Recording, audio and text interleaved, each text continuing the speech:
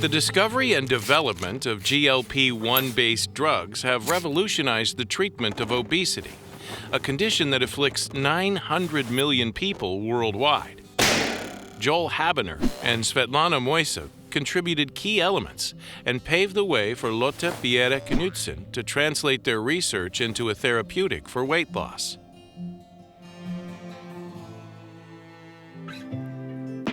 Normally, when we eat, glucose enters our bloodstream and stimulates the pancreas to release the hormone insulin.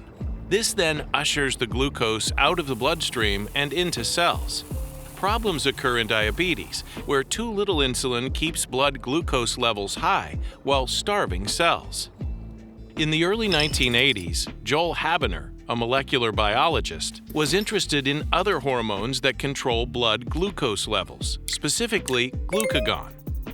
When Habener cloned the gene for glucagon, he discovered that it encodes not only glucagon itself, but also another molecule resembling glucagon called GLP-1, which stands for glucagon-like peptide 1. At the same time, Svetlana Mojsov, a chemist, was also interested in glucagon. And once GLP-1 was identified, she developed reagents and methods that provided scientists with the means to draw unambiguous conclusions about essential aspects of GLP-1 biology. She predicted the biologically active sequence of GLP-1 and developed methods to detect it in the intestine.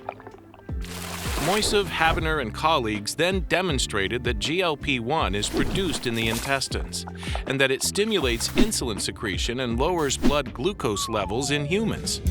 By the early 90s, Habener's and Mojsov's work had begun to generate excitement that GLP-1 could be developed into a treatment for diabetes. However, there was a major stumbling block to overcome because GLP-1 is quickly degraded in the blood. Around this time, Lotte Bjerre Knudsen, a scientist at Novo Nordisk, was determined to see if she could tweak the structure of GLP-1 so that it would remain in the body long enough to be therapeutically useful. Her solution was to attach a long-chain fatty acid via a linker to GLP-1, which would protect it from being chewed up by enzymes and keep it circulating longer. This GLP-1-based compound, liraglutide, was FDA approved in 2010 to treat type 2 diabetes. Knudsen recognized that the drug not only reduces blood sugar, but also appetite and body weight. However, a major problem was that patients had to inject liraglutide every day. To overcome this complication, the Novo Nordisk group modified GLP-1 with a different fatty acid chain, a different linker, and 2 amino acid substitutions. This new drug, semaglutide, known to the public as Wegovy, survives in the blood much longer, requires only 1 dose per week, and is remarkably more effective in reducing body weight. The work of Habener, Mojsov, and Knudsen paved the way for the GLP-1 revolution, offering hope for millions of people managing obesity.